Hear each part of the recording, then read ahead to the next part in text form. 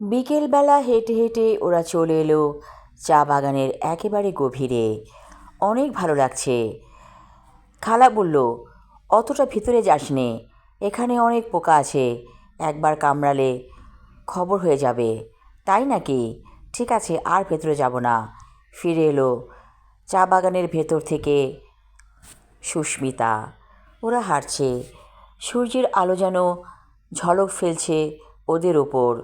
মনে হচ্ছে এ যেন স্বর্গরাজ্য। হঠাৎ রিফাত বলল, আমি ওই দিকটাই একটু যাই। খালা বলল, ওই দিকটায় একা যাবে কেন, আমরাও আসি।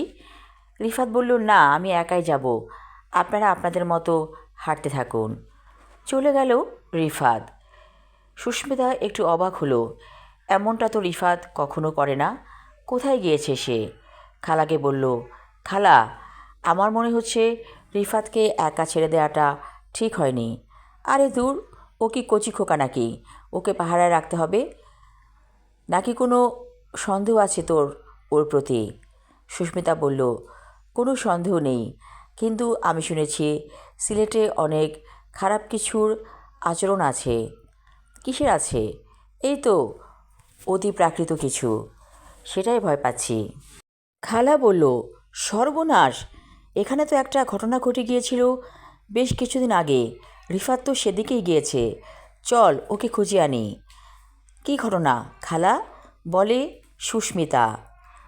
এখানে একটি মেয়ে আত্মহত্যা করেছিল। কী কারণে আত্মহত্যা করেছিল কেউ জানে না। মেয়েটি মাঝে মাঝে মানুষের রূপ ধরে আসে এবং ইশারায় ডাক দিয়ে নিয়ে যায় লেকের কাছে। ওই লেকে আত্মহত্যা করেছিল মেয়েটি।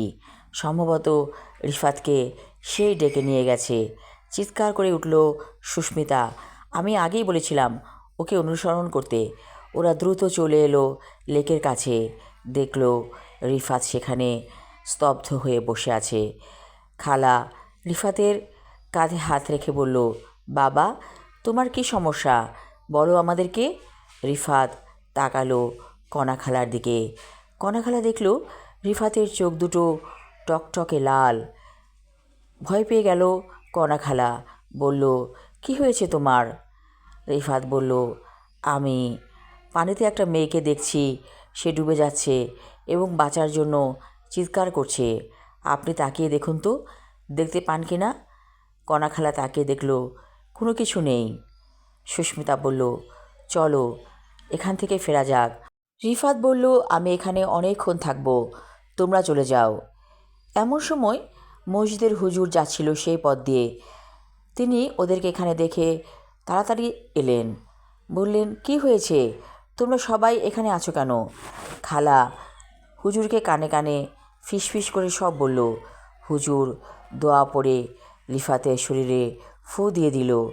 রিফাত স্বাভাবিক অবস্থায় ফিরে এলো। সিলেটে বেরিয়ে যখন ওরা চলে এসেছিল ঢাকায়, একদিন চা খেতে খেতে বিকেলবেলা রিফাত বলেছিল, তোমাকে একটা কথা বলা হয়নি সুস্মিতা, শুনতে চাও? সুস্মিতা বলেছিল, বলো। রিফাত বলেছিল, আমরা যখন সিলেটে হেঁটে বেড়াচ্ছিলাম, একটি সুন্দরী মেয়ে আমাকে ইশারায় ডেকে বলল, আসুন তো ওই দিকটায় যাই। আমি সম্মোহিতের মতো মেয়েটির পিছু পিছু যেতে থাকলাম। তারপর একসময় দেখলাম মেয়েটি ঝুপ করে পানিতে পড়ে গেল। হয়তো সে আমাকে তার আত্মহত্যা করার দৃশ্যটা দেখাচ্ছিল। কিন্তু মানুষ যখন আত্মহত্যা করতে চায় এবং শেষ মুহূর্তে কিন্তু সে আবার বাঁচতে চায়। মেয়েটি হাত তুলে বারবার বলছিল, আমি বাঁচতে চাই, বাঁচাও আমাকে। তারপর অনেকক্ষণ ঝাপটাঝাপটি করার পর মেয়েটা ডুবে গেল। আমি জানি, সব কথা জানি, কিন্তু তুমি তো জানো না মেয়েটি কেন আত্মহত্যা করেছিল। কেন আত্মহত্যা করেছিল? রিফাত চুপ করে বসে থাকলো। বলল, আমি ওকে ঠকিয়েছিলাম। কি বলো, তুমি ওকে ঠকিয়েছিলে? হ্যাঁ, আমার সাথে ওর মেসেঞ্জারে যোগাযোগ ছিল, ফেসবুকে। অনেক দিন আমরা কথা বলেছি।